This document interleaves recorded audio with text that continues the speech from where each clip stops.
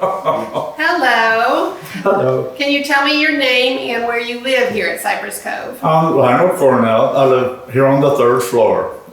In the harbor? Yes, Okay. And how long have you been a resident? 11 years. And I know that you received this year the Gold President's Volunteer Service Award. So for those who don't know, can you tell us a little bit about what it is that you do in your volunteer role here?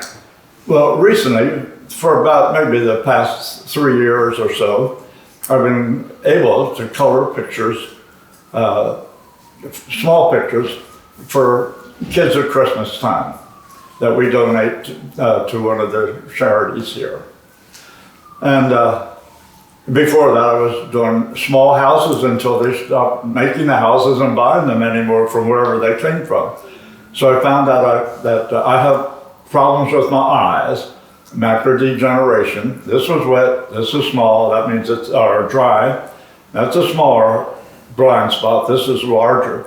But I found out if I close this eye, keep this one open, and sort of look around that blind spot, I can see, and sometimes take my color pencil and stay within the line. So I experimented with that, and folks, I don't always see exactly what I think I see, so I have to ask people if they're okay to give away. And so as long as people say, yeah, they're okay, I'll keep trying to color them in and see what I can do. I like to volunteer to do things like that for others. Okay, I happen to have brought a couple of your pictures here today, and I just think they're amazing, especially with your the barrier that you have, that you are able to do this lovely coloring and shading of these pictures for the kids at Christmas time. So I wanted the audience to be able to see them. Is that okay? Yeah, I'll hold them so. up for folks? Mm-hmm. And then I think it's also interesting that you have found a way to volunteer that is not necessarily something that's organized here, but you knew what it was that you had an interest in doing, and you found a way to make that meaningful Yes, here. that's my hope, that as long as I can do it, I can't do a whole lot more. Got an old shoulder here for some reason.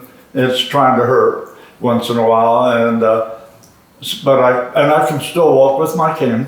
My problem with that, sometimes I wobble in the hall, so if I can have somebody to hold on to, I find any volunteer willing to help hold me up.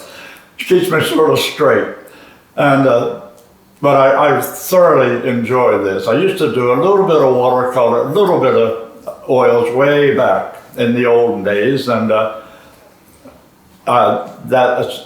can't handle that anymore. But this, so far, as long as I can keep sharpening my pencils, I think I will, and be able to see at least part of the eye.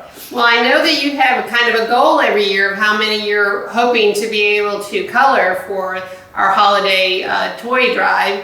And do you remember what that number was this year that you colored? Well, I think this year I did only about 58, maybe something like that. Mm-hmm.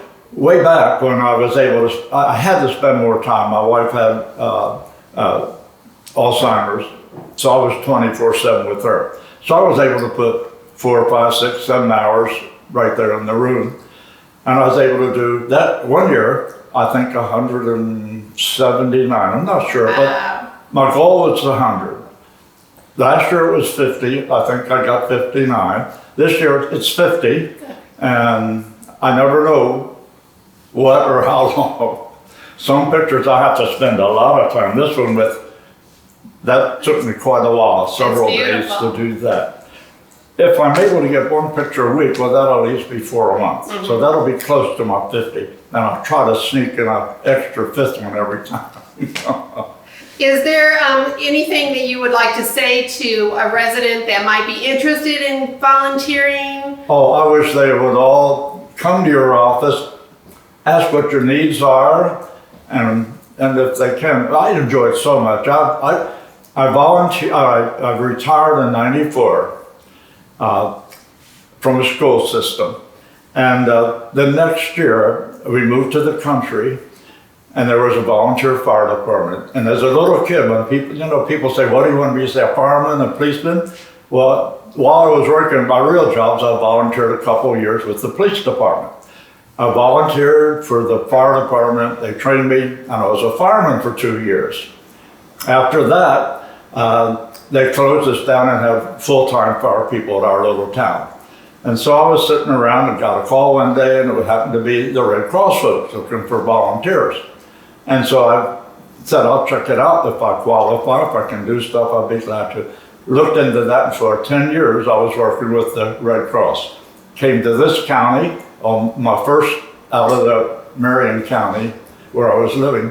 The first job was here. A hurricane had flooded a lot of areas. And then from there I said, okay, I'll do national work. Volunteered for that.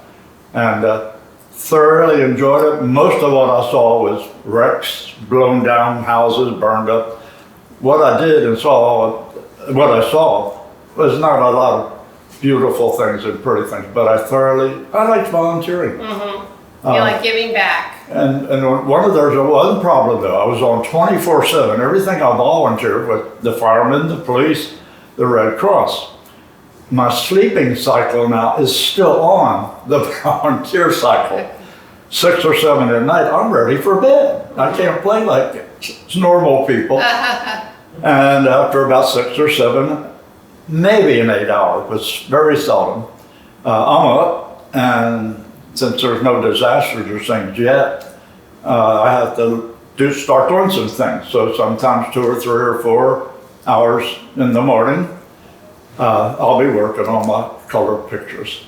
And I got my nose almost right down on the paper. So that's why I'm never sure what I've got and if they'll be pleasing to anyone. So, but I enjoy it. And as long as the people lie to me and say, hey, they're okay, I'll keep doing it. Well, they are beautiful, and I know the Heights Foundation tells us that the kids really love them. So thank you so much for your volunteer service. And it looks like that's been a long time, something that you've been doing.